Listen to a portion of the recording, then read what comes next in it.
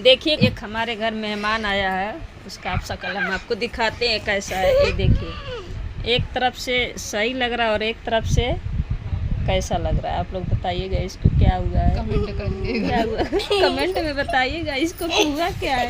क्या हुआ, तेरा गाल फूला क्यों है? बता, तेरा गाल क्यों फूला है? आ?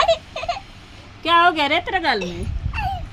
ओए बता ना, बता, कुछ हुआ है? एक तरफ से इसका गाल जो है ना ऊपर होते जा रहा है, मोटा रहा है गाल की तरफ से, बाकी शरीर से नहीं मोटा रहा है, बस केवल गाल की तरफ से ही मोटा रहा है। क्या हुआ गाल में? कुछ खाया है सुबह से? चाय नहीं, कुछ खाया है सुबह से? बता दे कुछ खाया है सुबह से? देखिए दोस्तों, एक कल से बहुत परेशान है, इसका गाल फूल गया, दांत में दर्द की वजह से ऐसा हो गया इसको बेचारा को।